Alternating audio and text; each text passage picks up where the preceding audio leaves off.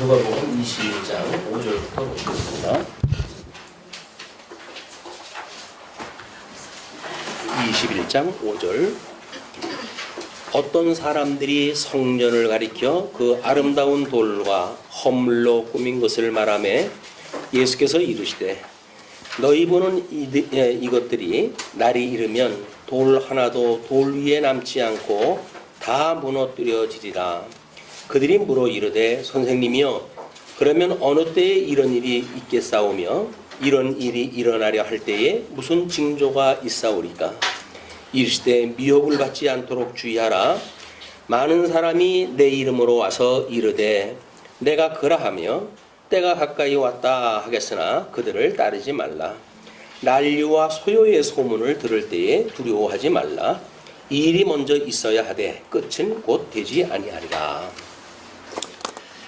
우리가 지난 시간에 21장 1절서부터 4절까지를 20장 내용 뒤에다가 붙여가지고 설명을 해드렸습니다. 그래서 우리 중간에 느닷없이 나오는 어떤 그 연보의 문제가 단순히 교회의 연보 문제가 아니라 이것이 본질과 내용, 형식과 내용 이런 거를 보여주기 위한 우리 예수님의 섭리라고 이렇게 설명을 했어요. 그래서 우리가 70년 포로 70년 이후에 회복되어진 그런 그 성전의 영광이 솔로몬의 그 세웠던 성전의 영광보다도 더욱 승하다라고 하는 구약 성경의 원리를 설명한 그런 그 내용으로 소개를 했다 해드렸습니다.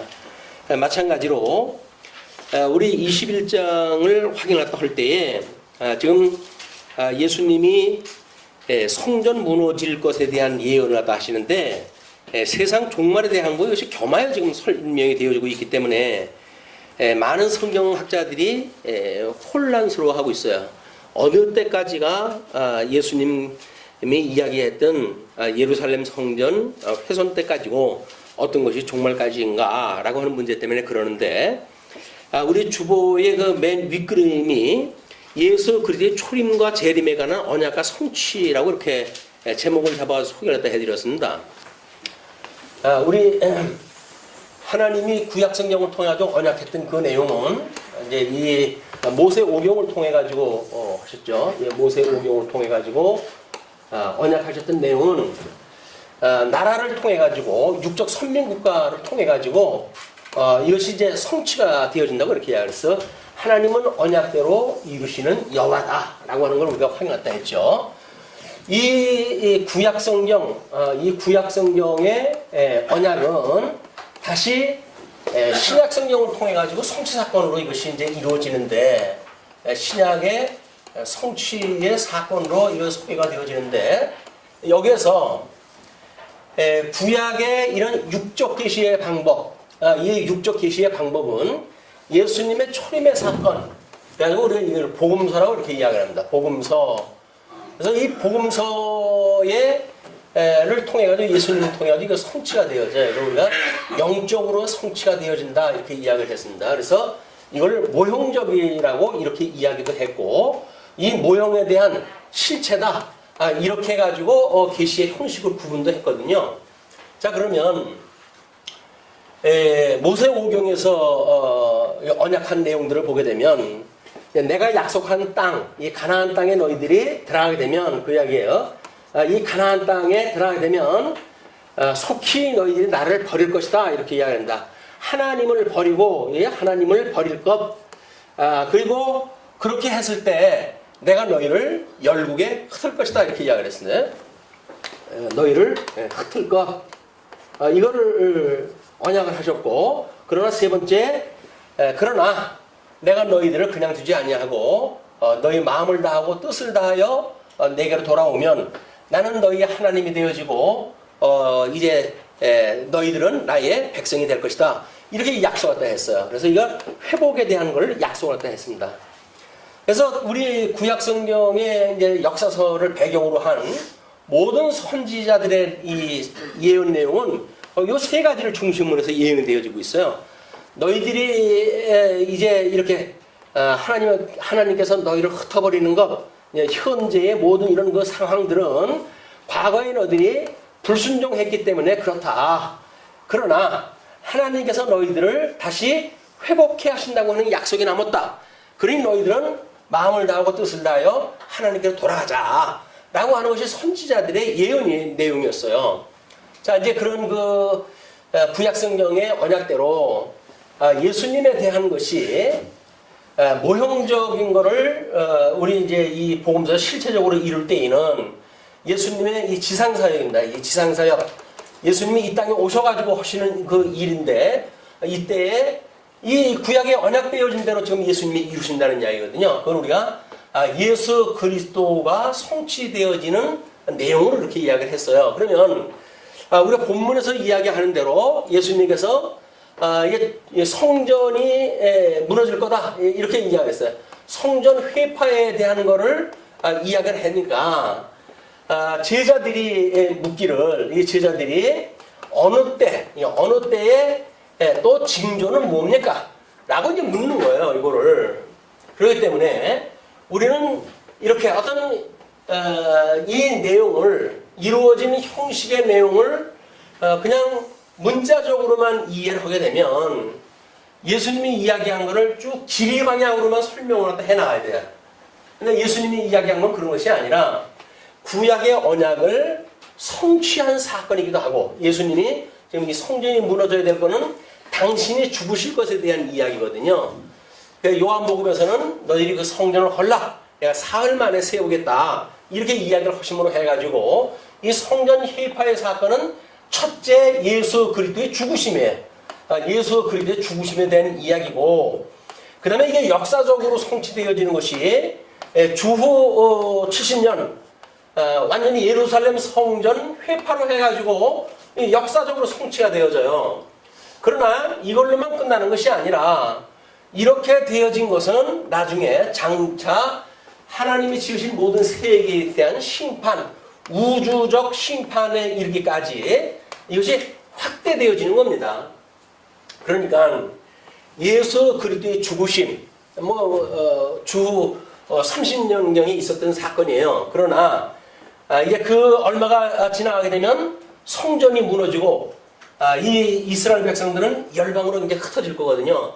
열방으로 흩어지고 그리고 그 예루살렘은 이방인의 발에 밟혀야 되겠다라고 약속을 갖다 했기 때문에 이 지상사역은 또 구약성경의 성취적인 사건인가 하면 나중에 주님의 몸된 교회, 이것이 몸된 교회예요.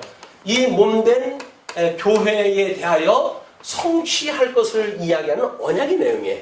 복음서에 대한 것이 이것이 언약의 내용이 되어져 가지고 나중에 이 몸된 교회를 온전케 하시겠다는 이야기입니다. 예수님께서 이거를 성취했다 한다. 그러니까 몸된 교회의 성도들의 살아가는 이 성도들의 삶은 역사적으로 이런 내용들이 다 이루어지죠. 그러나 성도들 보고 윤리적으로 이렇게 살아라 저렇게 살아라 이야기가 아니라 하나님의 영광 계시를 위한 거로 해가지고 내가 너희들이 몸담고 있는 몸된 교회, 예수 그리스도를 기초로 세워진 교회, 음부의 권세가 무너뜨리지 못한다고 약속했던 그 교회를 내가 어떻게 온전케 해가는지 너희한테 보여줄게 라는 이야기예요.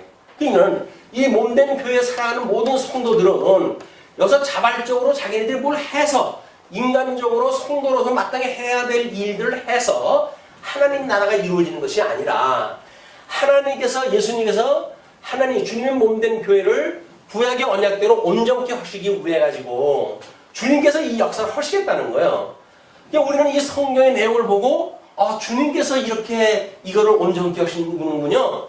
구약에서 이야기했던 모든 율법을 주님께서 온전히 하시고 주님께서 다 이루시고 그 이루시는 걸로 인해 가지고 성도는 그걸 믿음으로 산단 말이에요. 믿음으로. 근데 성도는 이걸 믿음으로 사는 거지. 여기서 계시되어진 걸 우리가 보면서 성경이 이렇게 말하시니까 내가 해야지 라고 해가지고 성도들의 이 믿음 생활이 되어진 게 아닙니다. 우리 어떤 사람이 컬럼을 쓰는데 교회의 성도들이 신앙을 포기하게 되어지는 세 가지를 소개를 했어요. 첫 번째 거는 이들이 환난을 당할 때 신앙을 버릴 수밖에 없는 그런 상황이 오길 때 많은 사람들이 신앙을 포기하게 되어진다는 거거든요. 근데 아이러니하게도 이 사람들이 너무나 이제 여기서 이 세상의 삶이 영화로울 때 이때도 사람들이 썰물 빠져나간다는 거예요. 물론 이제 세 번째는 이 죄에 대한 이런 그 정죄 문제로 인해 가지고 우리가 가끔 나는 죄 때문에 교회 나갈 수가 없어요. 뭐 이렇게 이야기도 하고 그러지 않습니까? 예? 죄의 문제 때문에 심각한 죄의 문제 때문에 교회 발을 못 들여놓는 성경에서 말하고자 하는 성경에서 언약되어진 내용으로 보게 되면 너희들은 나를 믿는 것만큼 너희들이 환난을 당할 것이야. 그러나 너희들을 내가 보호한다. 그러나 세상 사람들이 너희를 정죄할 때에 너희들은 그걸로 해서 마음을 흔들리지 마. 내가 너희 모든 죄를 갖다 용서했단다. 라고 하는 주님의 사역을 믿지 아니하고 주님을 저 세상 바깥으로 내보내고 그리고 성도가 여기서 자기 스스로가 뭔가 신앙생활을 한다고 생각이 들 때 이런 혼란이 오는 거예요. 그런데 성도는 이미 예수 그리스도로 말미암아서 예수님하고 한 몸이 된 사람들이에요. 그래서 이걸 온전히 이루어가신 예수 그리스도 이분하고 주님의 이 몸된 교회는 사실은 하나가 되어진 거야. 하나가. 그걸 우리가 이분을 머리라고 이야기를 하고 이 몸된 교회를 지체라고 이야기를 하는 겁니다. 지체. 그러니까 주님께서 이걸 이루어 가실 때에 그 지체로 부름을 받은 성도들은 믿음으로 해서 우리 예수님을 믿고 하나님 삼위일체 하나님을 경외하고 이렇게 성도가 살아가는 거지 성도들의 삶을 기준으로 해가지고 여기 뭐 적합하냐 부적합하냐 이게 결정되어진 게 아니란 말이에요. 보통 믿지 않는 사람들이 성도들이 이러고 저러고 하게 되면 뭐 믿는 사람들이 그 모양이냐 나가도 이걸로 공격을 다 하거든요. 뭐 믿으나 안 믿으나 똑같은데 너 뭐 예수 믿는 게 뭐 그 모양이냐 이렇게 이야기를 해가지고 우리 정죄도 한단 말이에요. 이랬을 때 우리가 이 믿음이 없으면 그러게 말이야 너나 나나 똑같은 애 난 믿으나 말하네 당신 교회 안 나가는 거나 나가 교회 가는 거나 다를 것이 없다고 한다면 굳이 교회 나갈 일이 뭐가 있겠나? 그래서 교회를 기꺼이 안 나가는 걸로 해서 우리는 합의를 하게 되죠. 이게 주님을 버리게 되어지는 순서란 말이에요. 얼마나 답답하면 이제 이 세 가지를 갖다 소개했다 했더라고요. 성도들이 교회를 떠나게 되어지는 세 가지의 사례 소개가 되어졌는데 이건 성경관의 오해 때문에 만들어지는 일입니다. 이제 오늘 이런 그 현대 교회가 있을 수밖에 없는 상황들을 예수님께서 성전 회파를 소개하시면서 이걸 자꾸 소개를 하실 거예요. 그 내용을 이제 우리가 한번 확인을 해봅니다. 5절로부터 9절에 보게 되면 종말에 대한 예언으로 이제 교훈을 갖다 하신다고 이렇게 이야기를 했어요. 지금 천국이 어떻게 임하실 것인가에 대한 징조에 대한 이야기인데 그냥 어떤 사람들이 성전을 가리켜 그 아름다운 돌과 허물로 꾸민 것을 말하며 그 이야기는 뭐예요? 외향적인 그죠? 외향적으로 뭐 어마어마했답니다. 헤롯이 그 유대인들의 인심을 얻기 위해 가지고 돈을 들여가지고 지었던 집이기 때문에 황금으로 해가지고 씌운 그 뭐 지붕은 태양이 비치게 되면 영롱한 그런 그 빛으로 해가지고 찬란하게 비치게 되어지고 그리고 이태리 수입 속으로 해가지고 수입을 해가지고 했던 외벽들은 뭐 이루 말할 수가 없대요. 그냥 그 뭐 아주 그 뭐 어디 높은 산에 하얀 눈을 보듯이 그냥 그렇게 아름다운 외모가 있기 때문에 누구든지 이게 아름답다고 보는 거죠. 예수님한테 그걸 지금 이야기를 한 거야. 그 아름다운 돌과 허물로 꾸민 것을 말하며 예수께서 이루시되 너희 보는 이것들이 날이 이르면 돌 하나도 돌 위에 남지 않고 다 무너뜨려지리라. 돌 위에 돌 하나도 남지 않겠다는 이야기거든요. 그렇게 이야기를 하니까 그들이 물어 이르되 선생님이여 그러면 어느 때 이런 일이 있겠사오며 이런 일이 일어나려 할 때에 무슨 징조가 있사오리까? 라고 질문을 딱 합니다. 예수님께서 대답을 이렇게 이야기를 하세요. 미혹을 받지 않도록 조심해라. 이렇게 이제 이야기가 됐을 때 첫째는 미혹을 받지 않도록 조심을 하라는 게 미혹. 우리 주님께서는 이제 뭐 사도들의 그 신앙 고백 후에 주님의 몸된 교회, 음부의 권세가 무너뜨리지 못하는 교회를 세우신다고 이야기를 했거든요. 음부의 권세가 주님의 몸된 교회를 무너뜨릴 때 뭘 갖다 쓰냐면 이 미혹이라고 하는 사건을 통해 가지고 이제 공격을 갖다 할 거예요. 그래서 예수가 그리스도라는 걸 부정을 갖다 하기도 하고 예수님이 약속했던 내용들을 다 부정하기도 하고, 그래서 예수를 믿지 않는 불신으로 이것들 미혹을 갖다 해간다. 근데 그 미혹하는 방식이 우리처럼 야 예수가 어딨니? 그 사람이 왜 예수니? 왜 그리스도니? 뭐 이렇게 해가지고 신학적인 질문을 또 하는 것도 아니에요. 원초적으로 이 사람들이 이제 공격을 또 해올 때는, 그래서 미혹을 받지 않도록 주의하라. 많은 사람이 내 이름으로 와서 이르되 내가 그라하며, 그래서 전부 적그리스도가 등장한다는 거예요. 적그리스도가 등장을 또 해가지고 내가 그리스도다라고 이야기를 한다는 거거든요. 근데 예수님은 지금 이 자기 스스로가 그리스도라고 하는 자들, 이런 자들의 미혹에 빠지지 않도록 해라. 그러면서 그 사람들이 하는 특징이 있는데 때가 가까이 왔다 그런 그 이야기예요. 그렇게 하면서 자기가 이제 사람들을 미혹하다 한다는 거야. 나를 따르라. 끝났으니까 나를 따르라. 근데 이제 종말에 대한 이 잘못되어져 있는 종말관, 이걸 가지고 사람들을 미혹하다 하는데, 예수님의 성전이 무너지는 이야기를 했기 때문에 이 종말에 대한 의심을 가질 수밖에 없는 상황이에요, 지금 상황이. 그런데도 불구하고 예수님께서는 그들이 어떤 종말에 대한 것, 이제 세상 끝날이 갖고 왔다, 그러므로 나를 따르라, 이런 그 이야기는 귀담아 듣지 말아라, 그 이야기예요. 왜냐하면 예수님께서 지금 십자가에서 죽으시는 문제, 그 다음에 우리 주 70년에 성전이 회파되어지는 문제, 이게 이제 성전 주 70년이에요. 저 70년이 무너지고 세상 종말은 여기까지 가야 되는 거 아닙니까? 그러니까 예수님의 이 계시의 사건은 예수님 죽으심으로 해가지고 실체적으로 직접적으로 해가지고 모든 구약의 언약에 대한 걸 다 보여줘요. 그리고 주 70년에 이것이 민족적으로 성전이 회파되어짐으로 해가지고 역사적으로 이스라엘 백성들 전부 열국을 흩어버리잖아요. 이게 1948년까지 이 사람들이 나라를 잃고 있었던 이유이기도 합니다. 그러나 하나님께서 그게 다가 아닌 거예요. 그리고 이제 세상 종말에 가가지고 어떻게 이 보이는 세상을 하는 심판하실 것인가 라고 하는 걸 확대해가지고 설명을 또 하는 일이기 때문에 이 다중적인 의미를 모르게 되면 예수님이 이야기를 주 70년의 모든 사건을 묶어가지고 이걸 볼 수도 있는 거예요. 그런데 그렇지 않고 이 다중적인 의미를 보게 되면 예수님의 죽으시는 사건, 주 70년 사건, 그 종말의 사건, 이것이 확대해가지고 설명이 되어진다. 이걸 우리가 이제 살펴보셔야 될 이유가 있는 겁니다. 자, 그렇게 될 때, 또 난리와 소요의 소문을 들을 때에 난리가 나고 소요의 소문이 이렇게 막 들리고 그래요. 그럴 때 두려워하지 말라는 거예요. 왜냐하면 그런 그 일이 먼저 있어야 하되, 그냥 소요, 이런 그 어떤 어려운 그런 이 성도 생활을 하기에 어려운 상황이 벌어지는 그런 그 일들은 이제 시작이라는 거예요. 주님의 몸된 교회가 예수님을 죽이고 주 70년의 성전을 갖다 무너뜨리고 이스라엘 백성들 유대인들이든지 그리스도인들인지 다 열국으로 흩고 라고 하는 일이 일어나는데, 그건 이제 시작이 지나지 않는다는 거예요.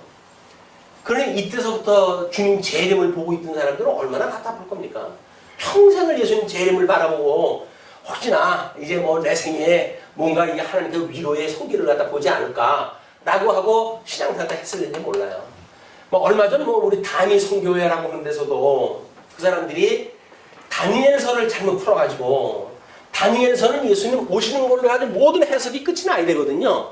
근데 그거를 이런 그 성경 해석의 방법처럼 이걸 전부 풀어가지고 다니엘서에 나와져 있는 거를 연대순으로 모든 걸 계산을 해가지고 이 종말까지 계산을 해낸 거야, 자기네들이. 다른 사람들이 모르는 거 자기네들이 해석을 했으니까 대단한 자부심을 가지고 했겠죠. 그런데 성경 해석학적 원리에 대해서 맞진 않아요. 왜냐면 예수님이 성경, 이것의 율법과 선지는 나에 대하여 증거한 것이라고 했기 때문에 예수님의 초림 사건으로 해가지고 다 성취가 돼야 돼요. 그리고 예수님의 이 지상 사역을 통해 가지고 새 언약, 여기서 이야기하는 이 새 언약을 통해 가지고 성취가 되어지는 사건이거든요. 이건 다시 여기서 어떤 종말이 오든 어떤 무슨 일이 생기든 이거는 예수님의 새롭게 언약이 돼야 돼. 복음서에서 언약으로 취급이 되어져야 그 다음에 사도행전 이후 요한계시록까지 성취되어지는 사건으로 소개가 되어진다. 이런 구조를 모르게 되면 성경을 그냥 아무데나 갖다가 뭐 어디 소발에 있는 걸 빼다가 무슨 뭐 돼지발 다 끼워준 거 이래 가지고 지 마음대로 들리거나 하는데 성경이 그렇지 않아요. 예수님은 철저하게 너희들이 성경에서 영생을 얻는 줄 알고 상고하거니와 이 성경이 내게 대하여 증거하였다. 그리고 율법과 선지가 바로 나에 대해서 이야기한 것이다. 이런 걸 전부 예수님을 지금 보여주는 예표적인 사건이란 말이에요. 예표적인 사건을 예표로 이해해야 이건 모형적이고 이스라엘 백성들의 이런 것이 육적인 것이기 때문에 우리는 그걸 그대로 답습하는 이런 것이 아니로구나 라고는 신앙의 기본을 우리가 지킬 수가 있는 거거든요. 이런 걸 모르게 되면 구약성경에 나와 있는 뭐 조항들을 지금도 우리가 그걸 지켜야 된다고 생각이 드는 거예요. 그럼 예수님이 못 들어오셔요. 예수님이 안 오셔 우리가 지킬 수가 있으면 성경을 잘 알고 있는 유대인들도 지킬 수가 없어가지고 예수님한테 정죄를 받았는데 우리가 어떻게 그 구약의 율법들을 다 지킵니까? 우리는 지킬 수가 없는 거야. 그러니까 주님께서 내가 할게. 그 이야기야. 내가 할게. 너희들은 이게 원천적으로 해가지고 아담 이후에 죄 가운데 종노릇을 하고 있는 그 인생들이고 그렇기 때문에 하나님의 기뻐하시는 뜻을 너희들은 이룰 수가 없어. 그러니까 내가 이룰 수 없어서 너희를 정죄받고 있는 너희들을 위해 내가 온 거야. 내가 십자가에 죽고 그리고 사망 것을 이기고 부활함으로 해가지고 너희들을 구원을 해줄게 라고 하는 거를 성도들이 믿는단 말이에요. 그걸 우리가 믿음의 도, 십자가의 도 이렇게 이야기를 했어요. 예수님이 우리 죄를 용서해 줄 구세주다 라고 믿는 걸로 해가지고 구원의 반열에 올라설 수가 있는 거예요. 그런 뒤에 성령의 감동을 통해 가지고 그 성경의 내용을 구체적으로 파악하고 하면서 이런 그 잘못되어져 있는 미혹자들이 같은 성경 가지고 우리 공격을 다 해오거든요. 근데 성경을 모르면 미혹자의 말이 그럴듯해요. 지금 뭐 신천지라든지 이런 사람들도 뭐 짝짓기를 갖다 해가지고 성경 구약의 언약과 이 성경 신약 성경의 성취의 사건을 지금 짝을 맞춰가지고 전부 설명 갖다 해요. 마치 우리처럼 이렇게 언약과 성취라고 하는 구도를 가지고 있는 것처럼 그렇게 해가지고 이 성경을 풀기 때문에 우리가 그들에게 미혹을 당할 수밖에 없는 거예요. 그러면 그분들한테 우리가 이겨낼 수 있는 방법이 뭘까요? 그분들이 알고 있는 성경관이 너무나 잘못되어져 있다. 그 성경관이. 그런 걸 우리가 알아야 그들의 공격을 막아내고 뿐만 아니라 오히려 믿음으로 그 믿음을 지킬 수 있는 신앙을 갖게 될 수 있기 때문에 그래서 우리는 성경 공부를 하는 거예요. 구원받기 위해서 그렇게 되어진 것이 아니고 물론 뭐 광의적으로 그것도 다 구원에 포함되어지는 거죠. 그러나 성경을 다 알아야 구원받는다는 그런 개념이 아닙니다. 예수를 그리스도로 믿으면 우리는 다 하나님의 자녀로 인침을 받을 수가 있어요. 그런데 인침을 받았는가 착각할 수도 있는 거고 그리고 자기가 하나님의 자녀라고 해가지고 스스로 그걸 여겨질 수도 있는 거죠. 근데 그런 사람들은 미혹에 넘어갈 수밖에 없는 거예요. 그렇지 않은 사람들은 하나님의 이 말씀에 진리의 터 위에 자꾸 굳게 세워가거든요. 진리 체계가 뭔지 더욱 궁금하고 더욱 깨닫고 그래서 이렇게 어줍지 않은 미혹자들에게 우리가 걸려넘어지지 않는 거예요. 우리가 이 시대에는 너무나 깨인 세상이고 그렇기 때문에 이런 성경관에 대한 온전한 성경관이 아니게 되면 무너질 수밖에 없다. 아마 언젠가도 뭐 소개를 다 해드렸겠지만 21세기의 특징이 뭐냐면 성경관의 투쟁 시대예요.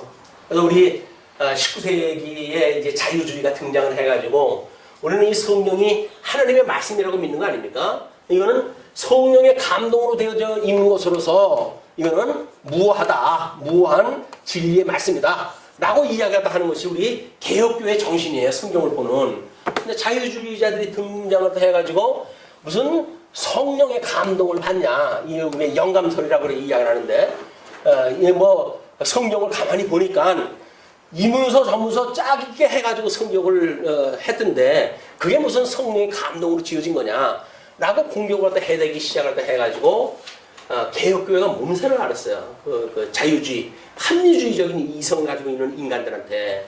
그렇기 때문에 미혹자들은 지금도 끊임없이 공격이 되어져 오고 있다. 뭐 예수님 올 때 5세기까지는 뭐 우리 기독론에 대한 싸움이라든가 또는 중세기 초반에는 나름대로 우리 교회관에 대한 막 이런 그 로만 캐톨릭의 교회관에 대한 잘못되어진 인식 그리고 19세기까지 구원론에 대한 뭐 인식 이런 걸로 해가지고 끊임없이 우리를 미적으로 다 해온다니까요. 이 신학적인 공격을 끊임없이 해와요.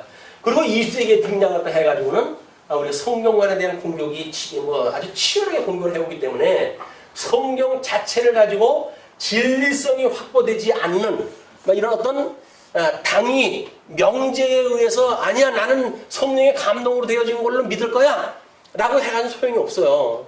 그들 근거를 제시하거든요. 아니잖아 봐. 이렇게 되어졌는데 너 이게 성령의 감동으로 되어진 거냐? 성령의 감동으로 기록되어 성경이 이렇게 틀릴 수가 있어? 라고 공격을 다 해온단 말이야. 왜? 해석에 이런 여러 가지 문제들이 있으니까 자기네들은 그런 걸 가지고 성경의 이 영감성을 부정하고 또 성경이 무하다라고 하는 그것도 부정하다 하게 되어지기 때문에 우리는 성경의 권위가 무너지는 순간 우리의 믿음의 바탕이 다 없어져 버리고 마는 거예요. 뭘 근거로 해가지고 우리가 믿을까요? 성도들의 믿음이 주관적으로 자기가 믿는다고 믿어지는 건가요? 아닌 거예요. 성경적인 근거에 의해서 믿어지는 일이기 때문에 우리는 이 성도들의 믿음은 성경의 우리 이 해석이 어떻게 되어지는가 이걸 가지고 우리가 예수님을 믿고 신앙생활을 하고 영적 예배를 드리고 이 진리를 오고는 세대까지 전승하고 보수하는 이런 교회 사명을 감당할 수가 있다. 자, 이제 이런 예수님이 오셨을 때니까 이때는 유대인들 대상이고 구약 성경을 너무나 잘 알고 있는 사람들이었잖아요. 예, 구약 성경을 잘 알고 있는 사람들한테 지금 예수님이 이런 장차 있는 일을 소개를 하는 겁니다. 자, 그러면서 10절로부터 19절 보시게 되면 종말의 징조와 핍박 가운데 견인을 갖다 교훈하다 하셔요. 또 이르시되 민족이 민족을 나라가 나라를 대적하여 일어나겠고 곳곳에 큰 지진과 기근과 전염병이 있겠고 또 무서운 일과 하늘로부터 큰 징조들이 있으리라. 두 가지 일을 소개하죠. 하나님의 우리가 이제 이 사역, 하나님의 이 사역을 보게 되면 천지 창조에 대한 사역을 갖다 하셔요. 그렇죠? 그리고 이 천지 창조 사역을 갖다 한 뒤에 하나님께서 언약 성취 섭리를 하십니다. 그래서 이거를 섭리라고 해요. 이걸 언약 성취 섭리라고 이렇게 이야기를 해요. 섭리 사역 또는 창조 사역, 이걸 창조 사역 이렇게 이야기를 하거든요. 그러니까는 하나님께서 하시는 일은 천지를 만드시고 뿐만 아니라 그 안에 인류를 만들어가지고 하나님께서 당신의 영광을 계시하시기 위해서 이 일을 다 하시기 때문에 이 세상 종말에 대한 걸 이야기를 할 때 예수님께서는 여기에 만들어 놓은 우리 섭리를 다 하실 때 인간들에게 어떤 일이 일어날 것인가 라고 하는 문제를 지금 소개한 것이 민족이 민족을 나라가 나라를 대적하겠다 이런 그 이야기가 되어진 거예요. 명제적으로. 그리고 창조되어진 세계에 대해서는 곳곳에 큰 지진과 기근과 전염병이 있겠고 또 무서운 일과 하늘로부터 큰 징조들이 있으리라. 징조가 있단 말이에요. 이 창조되어진 모든 그 창조물에 대해서 하나님께서 징조를 보여주신다. 그런데 이 모든 일 전에 이런 그 일들이 심판이 있기 전에 그 이야기죠. 내 이름으로 말미암아 너희에게 손을 대어 박해하며, 그러니까 민족이 일어나가지고 이 언약 성취를 갖다 해가는 민족적 사건이 있기 전에 너희에게 손을 대어 박해하며, 여기서 이제 박해 사건이 나와요. 박해, 손을 대가지고 박해를 갖다 하며, 그 다음에 회당과 옥에 넘겨주며 임금들과 집권자들 앞에 끌려 가려니와 심판이 그 사람들 이 세상 권세에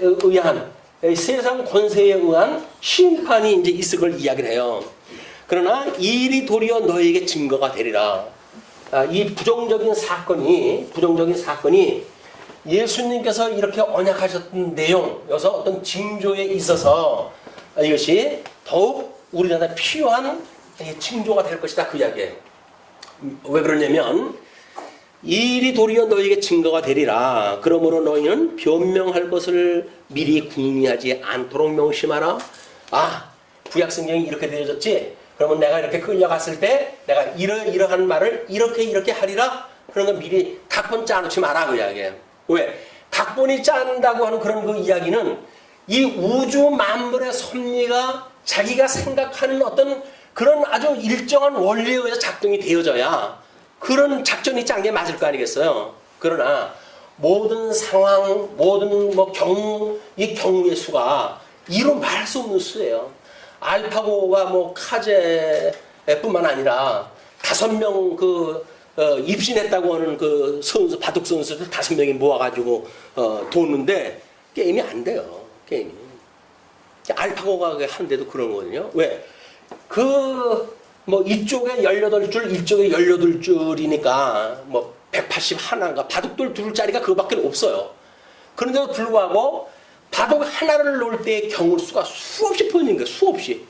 그걸 사람들이 이 수를 읽는 사람들은 전문가가 봤을 때 그 중에서 가장 유익한 수, 거기서 아주 효과적인 수 몇 가지를 놓고 보통 본다는 거예요. 그거를 사람들은 이제 바둑을 갖다 두는 사람들의 머리에 대한 거를 기계가 따라올 수 없는 어떤 그런 능력으로 이제 이해를 갖다 해왔거든요. 그런데 인간이 가지고 있는 능력이 아니라 인간이 가질 수 있는 한계인 거예요, 그게. 왜냐면 알파고라고 하는 그 기계는 기계 덩어리인데 그 기계 덩어리는 거기서 일어날 수 있는 모든 수, 경우의 수를 다 알고 있어. 다 알고 있어. 그러니까 몇 가지 수만 알고 있는 사람들이 당할 방법이 없죠. 이 앞으로 이게 이제 우리 4차 우리 어떤 개혁의 시대 때 이런 그 문화의 이제 장르가 될 거야. 뭐 나름대로 로봇가 등장했다 해가지고 뭐 직업이 없어질 직업이 이미 벌써 서열로 꾸려져 나오잖아요. 걔네들의 그런 걸 전부 정보를 입력해 놓게 되면 이 세상 사람들이 할 직업이 없어지는 거예요. 점점. 그런다고 그렇게 돌아갈 건지는 모르겠어요. 나는 어떻게 하는지 모르지만 과학자들이 앞으로 내다보고 있는 세계가 그런 세계로 좀 보이고 있단 말이에요. 그렇기 때문에 이런 수많은 경우의 수가 있는데도 불구하고 율법주의자들은 조항에 의해 가지고 뭔가 신앙생활을 하는 사람들 아닙니까? 그럴 때 예수님께서 너희는 그런 거 미리 궁리하지 말아라 그 이야기예요. 왜? 율법의 조항 그 사람들이 만든 뭐 500몇십 가지로 늘려놨다고 할지언정 그거 외운다고 해가지고 해결될 방법이 아니거든요. 저는 예수님께서 이제 성령을 보내주셔가지고 성령님이 다 대답을 하게 하실 거야. 내가 모르는 건데도 불구하고 대답을 하게 하실 거야. 그것이 지금 소개가 되어지는 거예요. 그러니까 그러므로 너희는 변명할 것을 미리 궁리하지 않도록 명심하라. 내가 너희의 모든 대적이 능히 대항하거나 변박할 수 없는 구변과 지혜를 너희에게 주리라. 미리 준비하자 하는 게 아니라니까요. 우리는 이단자들의 공격을 받을 때 뭐 나름대로 성경 구절을 갖다가 외워가지고 이렇게 공격할 적에는 이 성경 구절로 우리가 방어를 갖다 해야지. 근데 그렇지 않아요. 성경 공부라도 하다 보게 되면 우리는 이 지혜라고 하는 거는 깨달음의 종교라고 그래요. 이 이야기는 이건 머리에 들어가져 있는 어떤 정보로 되어지는 게 아니에요. 근데 기독교를 이 사람들이 우습게 생각하기를 마치 이 뇌 속에 있는 어떤 정보로 인해 가지고 믿는 걸로 이제 오해를 하는 거야. 근데 그렇지 않다. 기독교라는 마음의 할례를 받지 않으면 안 됩니다. 하나님께서 우리의 마음의 할례를 받게 해가지고 깨달음을 주셔야 돼요. 깨달음을. 그래가지고 예수 믿는데도 불구하고 만약에 우리 병상에 이제 늙어가지고 우리가 뭐 치매가 걸렸다고 칩시다. 예수 믿는 사람들은 그것 때문에 고민인 거야. 예수님을 잘 믿었는데 그 사람이 지금 치매로 해가지고 이렇게 뭐 잘 모르고 그러는데 성경에 대한 것도 잘 모르고 있는데 구원을 받습니까 안 받습니까? 라고 해가지고 질문을 다 하고 그러는 거예요. 근데 치매라고 하는 건 질병 아니에요. 뇌의 병 아니에요. 그럼 뇌 병이 만약에 뇌사 상태까지 가게 되면 어떻게 될까요? 그때는 이제 이성적 기능이 모든 게 마비가 되어지는데 그럼 예수 믿었던 사람이 그때 가가지고 죽는 건가요? 지옥 가는 건가요? 우리가 예수님을 믿었다고 하는 이 믿음이 실체적인 믿음이라고 한다면 성도가 가지고 있는 육적 뇌에 제한을 받는 게 아니에요. 우리 깨달음이라고 하는 그걸로 인해 가지고 이미 하나님의 아들로 인을 쳐주셨는데 병좀 들었다고 해가지고 넌 이제 쓸모없어 관둬 이렇게 하고 그런 하나님을 어떻게 믿습니까 우리가? 이런 어떤 정신적인 거 육체의 그런 거 정신에 대한 거를 이런 믿음이라고 하는 것하고 형이 하학적 개념으로 전부 끌어내려가지고 이 믿음은 형이 상학적인 겁니다. 근데 이걸 형이 학적으로 끌어내리는 거예요. 인간의 어떤 그런 뇌로부터 신앙 고백이 나오니까 그것이 없으면 그 사람은 구원받는 게 아니다 이렇게 이야기하는데 그렇지 않아요. 우리의 깨달음을 주셨다는 이야기는 이미 하나님의 아들로 인을 쳐주셨어요. 너는 내 것이야 라고 인을 쳐줬기 때문에 우리는 한거할 수도 없고 부정할 수도 없고 어떤 육체적인 질병이 있다고 하더라도 하나님은 우리를 버리지 않으셔요. 마음 편하게 예수 믿으시기 바랍니다. 예수님 믿는 건 노심초사하고 믿는 거 아니에요. 그냥 믿어지는 거예요.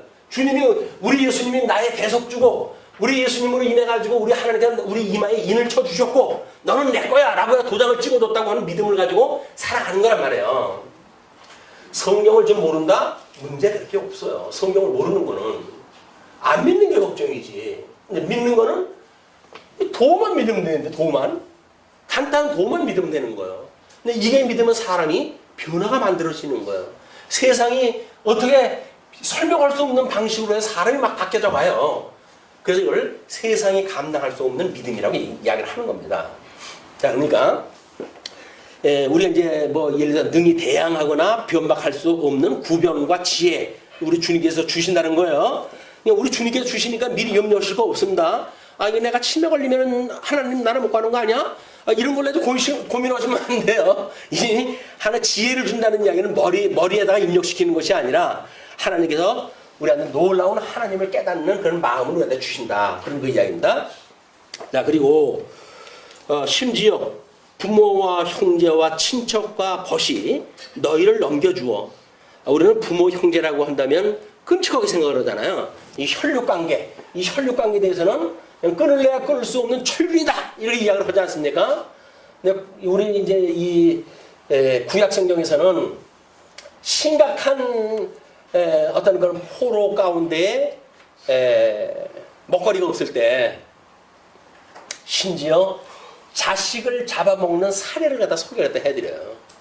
그래가지고 너희들 천륜 그런 생각하지 마라. 너희들이 급한 경우에 당하게 되면 그렇게 끔찍이 알고 있는 자식까지 잡아먹는 게 너희들이야 라고는 우리 인간의 사악성을 고발을 하거든요. 인간 이게 믿음의 대상이 아닌다. 인간은 다만 하나님의 영광을 깨닫는 그리고 진리 안에서 우리가 한 몸이 되어졌다고 한다면 우리가 형제 자매로서의 그런 의미가 있는 것이지 우리가 그 사람을 신뢰하고 그분을 믿기 때문에 이 세상을 사랑이 아니란 말이에요. 우리 오직 신앙의 대상은 예수 그리스도밖에 없어요. 예수님만 믿는 거랍니다. 자, 이렇게 되어졌을 때 너희가 내 이름으로 말미암아 모든 사람에게 미움을 받을 것이나 여기서 미움까지 받게 되었는데 미움까지. 왜냐면 예수님을 미워했던 사람들이 예수님을 믿는다고 하는 그런 그 모든 성도들까지 미워하신다는 거지요. 그러나 너희 머리털 하나도 상하지 아니하리라. 성도들의 머리털 하나도 상할 수가 없어요. 새 한 마리가 땅에 떨어지는 것도 하나님의 뜻이 아니면 안 되는 겁니다. 우리를 이렇게 박해하고 이렇게 공격을 하는 이런 자들은 우리를 머리카락 하나 상할 수가 없게 하는 존재들이란 말이에요. 왜? 우리 예수님이 우리 대장 되시는 분이니까 사망의 권세를 이기시고 부활하신 분이거든요. 이분을 우리가 믿는다고 한다면 저 말씀도 믿어야 될 거 아니겠어요. 이분이 우리 대속주인데 이분이 우리 머리카락 상하지 않고 그럼 내가 너를 보호할 거야 라고 이야기를 하셨거든요. 그걸 믿는 거예요. 그걸. 아, 주님께서 나를 보호하고 계시구나. 먹거리가 없어가지고 고민되십니까? 이걸 안 믿기 때문에 그러는 거예요. 주님께서 머리카락 하나 상하지 않게 하신대요. 그분을 우리가 믿는 거라니까요. 그러니까 우리 심령의 평강을 누리게 되어지는 거야. 예수님을 믿게 되면 심령의 평강이 오게 되어진다. 왜? 주님이 절대 주권을 가지고 우리를 지키고 계시는데 천지를 지으신 하나님이 우리를 지키고 계시는데 우리가 뭘로 해가지고 고민을 다 하겠어요. 고민이 된다고 하면 믿음이 없어서 어쩔 수 없이 되어지는 거지만 그럴 때는 믿음이 없는 우리들을 하나님 앞에 우리의 믿음을 주시옵소서라고 우리가 기도하다 하는 겁니다. 자, 그 다음에 뿐만 아니라 너희의 인내로 너희 영혼을 얻으리라. 너희의 인내래요. 너희의 인내. 근데 너희의 인내라고 하는 것이 앞에 이런 문장을 비추어 보건대 어떻게 된 너희의 인정이 여기서 말하고 있는 너희가 주게 되어지는 너희의 인내. 여기서 말하고 있는 인내. 그 인내가 너희의 인내라고 하는 개념이 뭘까요? 이게 다 주께서 이렇게 심판하시고 그런 가운데 우리를 보호하시고 이런 그 내용 아니에요? 그러니까 우리들이 가지고 있는 뭔가 인내가 있는데 그 인내가 주께로 말미암은 인내예요. 그냥 이 주격이 뭐고 보조격이 뭐고 라고 하는 이 개념을 모르게 되면 우리 가지고 있단 말이에요. 믿음도 뭐라 그래? 믿음 내가 가지고 있는 것 같잖아요. 예수님을 믿는 믿음을. 근데 우리 주님께로 말미암은 믿음인 거야. 우리가 예수님 안에 예수님과 한 몸이 되어졌기 때문에 이분이 주시는 그 믿음을 우리는 늘 가지고 살아갈 수가 있게 되어져요. 그러나 내가 가지고 있는 것인데 그것이 주께로부터 말미암은 거다. 그래서 우리 절대 주권을 가진 주님께로 말미암아 가지고 우리들에게 나타난 하나님의 영광의 발현, 그걸 의의 열매라고 이렇게 이야기했단 말이에요. 하나님의 의가 성도를 통해서 어떻게 나타나는가? 그래 발현, 하나님의 영광이 우리 하나님의 영광의 본체가 된다고 이렇게 이야기를 했어요. 근데 우리 예수님께서 광채로 해가지고 이 땅에 오셨잖아요. 광채로 성령을 보내주셔가지고 이 성령으로 능력을 성도들에게 주어져가지고 성도들의 이 능력이 나타나는 것이 뭐냐면 의의 발현이란 말이에요. 의의 발현. 그냥 나타나는 거 성도들한테. 저 사람한테 어떻게 저런 일을 할 수가 있는 일이 있지? 라고 하는데 성령께서 우리를 통해 가지고 열매를 맺게 해주시는 거예요. 그러니까 우리 열매를 맺어야지 하는 어떤 당이라든가 전제에 의해서 되어지는 것이 아니라 이거는 열매로 나타나는 것이다. 자, 그렇게 이제 하시고 20절로부터 24절을 보시게 되면 예루살렘 멸망 예고를 통해서 교훈을 하십니다. 너희가 예루살렘이 군대들에게 에워싸이는 것을 보거든 그 멸망이 가까운 줄을 알라. 멸망의 때에 대한 설명이겠죠. 그때에 유대에 있는 산들은 산으로 도망갈 것이며 성내에 있는 자들은 나갈 것이며 촌에 있는 자들은 그리로 들어가지 말지어다. 왜냐하면 예루살렘 성에 이제 그 밭들이 있고 그러지 않습니까? 그럼 밭일을 하던 사람들이 성이 무너진다고 해가지고 집에 거 뭐 가져가야 된다고 해가지고 성으로 들어가게 되면 전부 죽는 거예요. 그냥 그 자리에서 도망가라 그 이야기예요. 근데 그때 이 주 70년에 있었을 때 성전 회파가 그렇게 되어졌습니다. 성전을 완전히 에워싸가지고 그 안에 있는 사람들을 멸절을 시켰어요. 자, 그렇기 때문에 이제 그런 그리로 들어가지 말지어다. 근데 그 말을 주님께서 하신 말씀이니까 믿어야 돼. 네, 우리 주님께서 믿음을 주실 거야. 그런 말씀이. 들어가지 말라고요? 그러면 들어가면은 나쁘겠네요. 라고 하는 게 우리 주님을 믿으니까 믿음을 갖고 그 말씀을 따르게 되어지게 되면 그러면 성전에 들어가서 죽음을 면하게 되겠죠. 아니 머리카락 하나 상하지 않게 하신다면요. 내가 들어간다고 해도 뭐 문제가 있겠어요? 죽으면 죽죠. 라고 해서 들어갔다고 하는 얘기는 뭐예요? 주님 말씀을 안 따랐다는 이야기예요. 자기의 어떤 그런 뜨거운 믿음으로 가장되어진 그런 그 믿음을 가지고 들어갔을는지 모르지만 그거는 주님께서 주신 믿음이 아니에요. 그런 걸로 해서 들어갔을 적에는 주님께서 난 너 보장 못한다. 내 말을 들었을 때 보장이 되어지는 거지. 자, 근데 이 날들은 기록된 모든 것을 이루는 징벌은 아니라 기록된 거, 구약 성경에 기록되어진 모든 것들을 지금 징벌하는 내용이다. 그러면서 그날에는 아이벤 자들과 젖먹이는 자들에게 화가 있으리니 이는 땅에 큰 환난과 이 백성에게 진노가 있겠음이로라. 하나님께서 이제 우리 예수님이 오시기 전에 헤롯이 유대인들 환심을 얻으려고 지어둔 그 성전이거든요. 너무나 아름다웠던 그 성전인데 그 성전이 이제 무너지는 회파에 되어지는 그런 그 내용을 지금 소개를 하면서 예루살렘에 만약에 이 군대들을 싸우게 되면 에워싸게 되면 너희는 멸망이 가까운 때인 줄 알아. 이렇게 이야기를 하는데 그 예루살렘 성전이 무너졌을 때 주 70년에 무너진 때고 절기가 같대요. 때가. 그냥 구약에서 모형적으로 보여줬던 그런 절기의 때도 여전히 그렇게 이루어지고 있다. 이 날들은 기록된 모든 것을 이루는 징벌의 날이니라. 그날에는 아이벤 자들과 젖먹이는 자들에게 화가 있으리니 왜? 데리고 도망을 가야 되니까 도망가기가 이제 어떤 그 불이익이 따르게 되어지는 거죠. 이는 땅에 큰 환난과 이 백성에게 진노가 있겠음이로라. 그들이 칼날에 죽임을 당하며 모든 이방에 사로잡혀 가겠고 예루살렘은 이방인의 때가 차기까지 이방인들에게 밟히리라. 소돔과 고모라 성이 이제 하나님의 심판을 예고했을 적에도 룻에게 그렇게 이야기를 한다. 너희 거기에 있는 식구들을 다 데리고 거기 나와라. 뒤도 돌아보지 말래. 뒤도 돌아보지 말고 나와라. 이렇게 이야기를 하는데 사위들한테 나가자고 그랬더니 농담으로 여기고 안 따라나가요.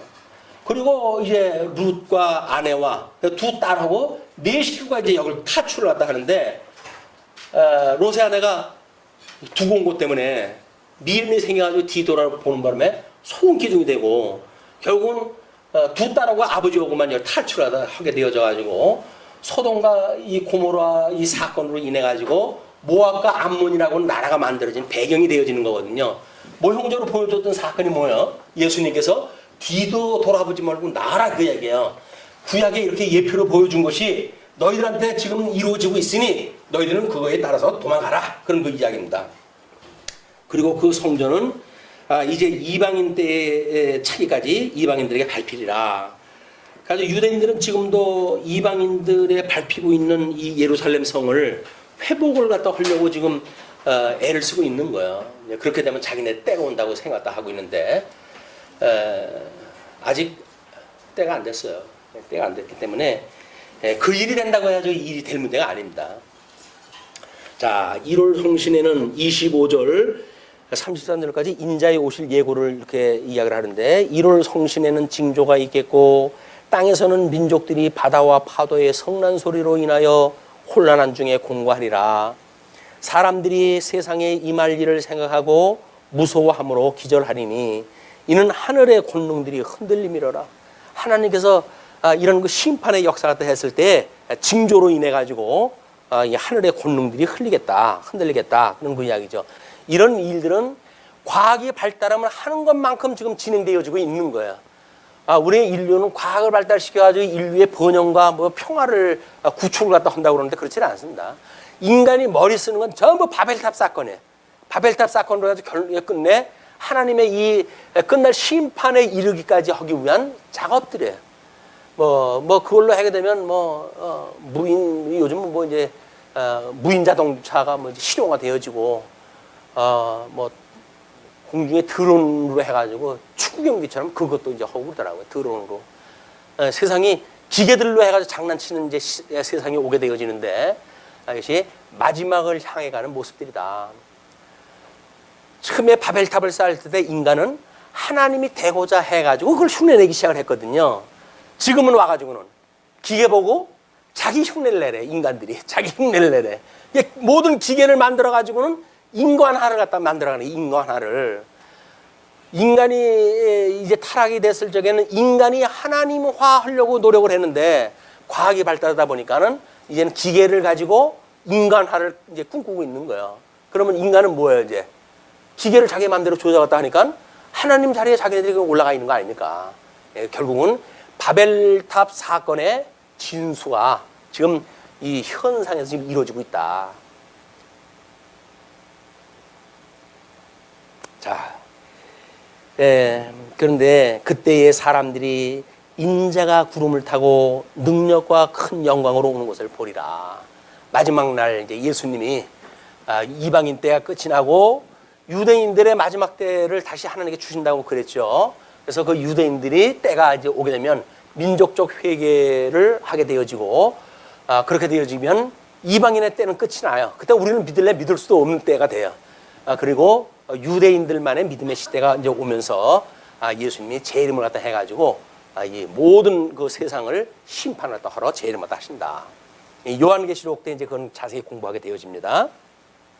이런 일이 되기를 시작하거든. 일어나 머리를 들라. 너희 속량이 가까웠느니라 하시더라. 때를 우리가 분별하는 거예요. 이런 일들이. 우리가 왜 기도를 갖다 할 때마다 지금 때가 어둡습니다라고 이야기를 합니까? 하나님을 알만한 것들을 인간들이 전부 지워버리는 거야. 전부. 그 하나님을 알만한 그런 흔적들을 다 지워버려요. 그 창조 질서를 갖다 지네들이 다 바꿔버려요. 그러니까 나름대로 뭐 우리 그 DNA를 조작을 갖다 하는 어떤 식품의 개발 이런 것들이 전부 하나님의 질서를 깨는 일들이에요. 깨는 일들. 하나님은 그런 질서를 통해서 영광을 계시했는데 인간들은 그걸 자기네들 마음대로 조작을 갖다 하고 바꾸고 해가지고는 하나님의 질서를 깨부시는 일들을 인간들이 해간다. 그러니까 지금 우리들이 어떤 시대에 살고 있는지를 보게 되면 끔찍한 시대에 살고 있는 거야. 계시를 계시로 이해할 수 없는 세대. 우리의 그런 그 어떤 하나님의 질서를 다 무너뜨리는 세대. 인간이 하나님이 없다 하는 시대가 되어졌기 때문에 이제는 어쩔 수 없이 인간이 사는 세대는 이제 하나님이 없다고 생각하는 사람들하고 같이 더불어 살고 있거든요. 그 사람들한테 우리는 박해를 받을 수밖에 없어요. 무슨 소리냐? 하나님이 천지전능해요. 천지를 만드셨다. 이렇게 하면 저런 촌스러운 사람 봤나? 야, 저놈 쳐라. 해가지고 우리 무시하고 그렇게 할 거예요. 뭐 지금도 뭐 과학 그 도들한테는 그런 그 위험이 있잖아요. 상윤이가 그랬던가 그 이야기를 들으니까 하나님을 믿는다고 생각하는 사람 내 강의에 들어오지 마라 이렇게 이야기를 다 한다는데 가르치는 선생이 그렇다고 그러는데 나는 크리스찬입니다. 그렇지만 당신 강의 듣겠습니다. 이게 되겠어요? 안 되는 거예요. 이제 공부 마음대로 못해요. 예수 믿는다고 하는 그 조건 때문에 과학 공부 못해요. 그들의 그런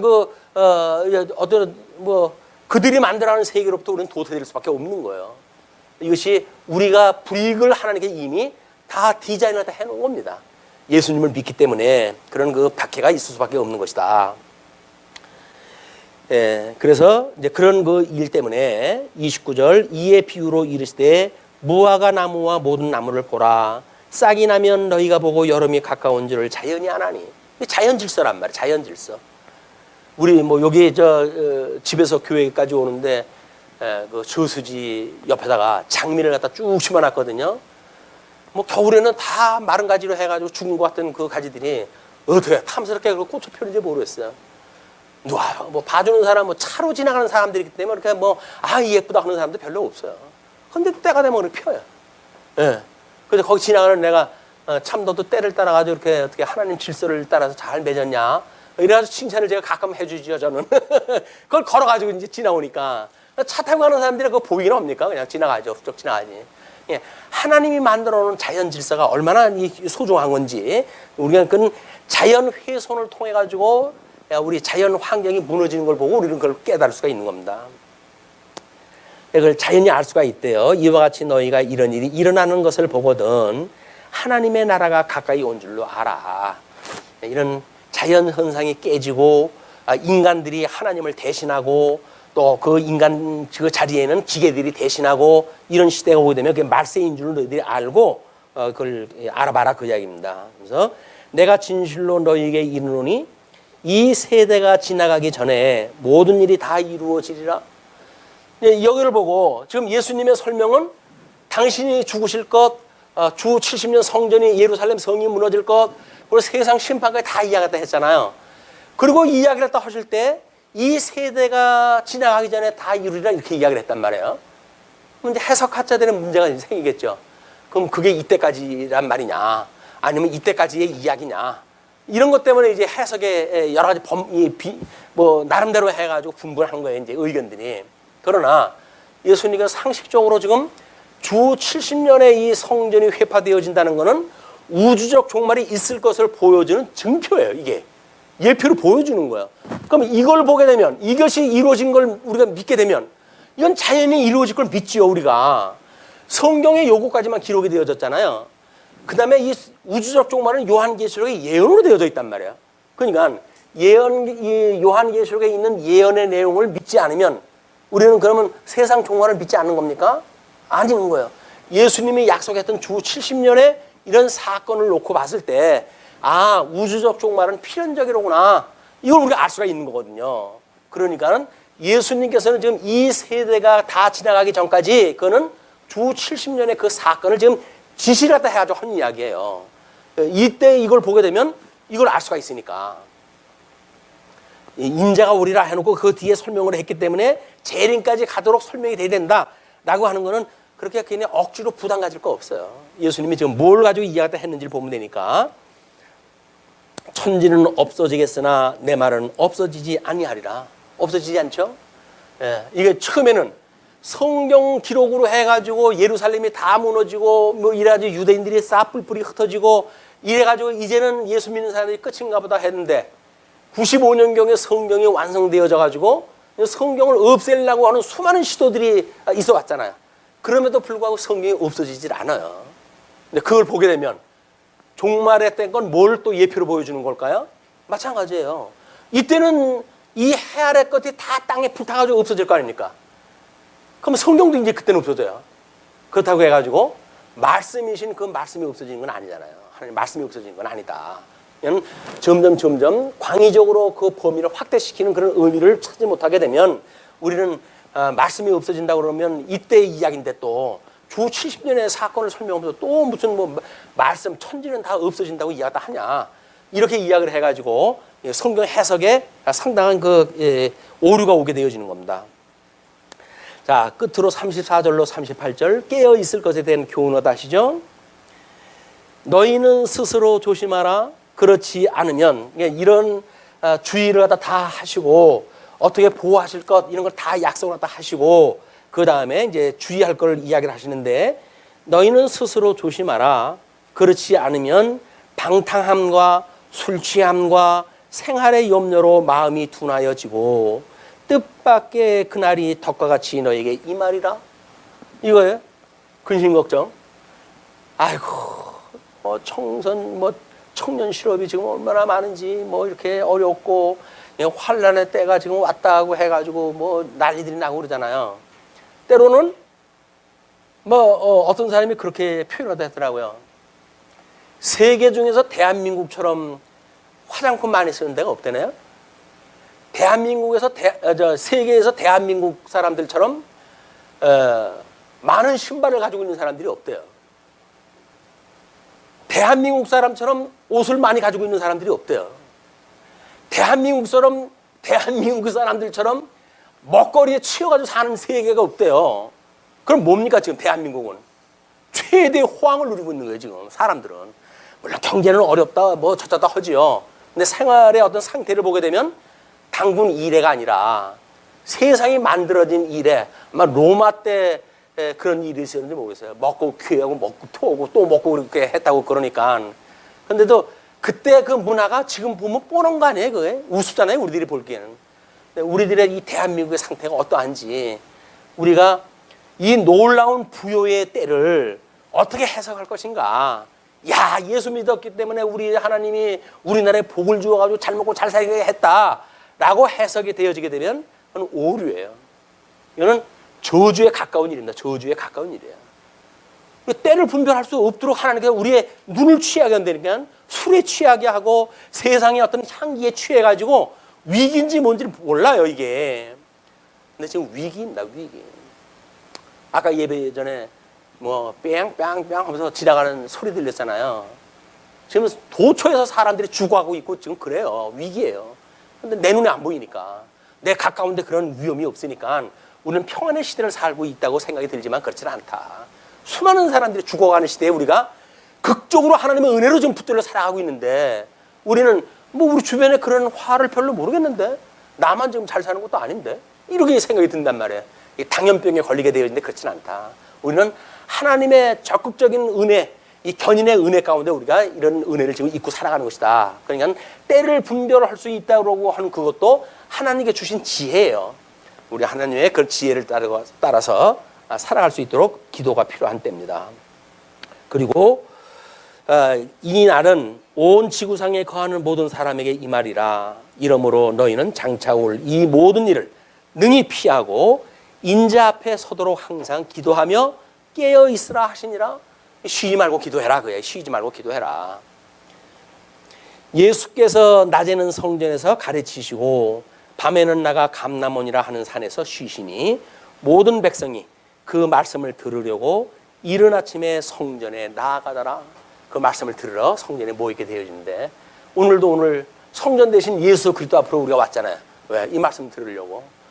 그 주님의 말씀으로 인해서 우리 위로받을 것, 경계할 것 분별을 갖다 해서 이런 어떤 종말의 시대, 어둠의 시대를 지혜롭게 살아갈 수 있도록 기도하셨으면 좋겠습니다. 기도하시죠.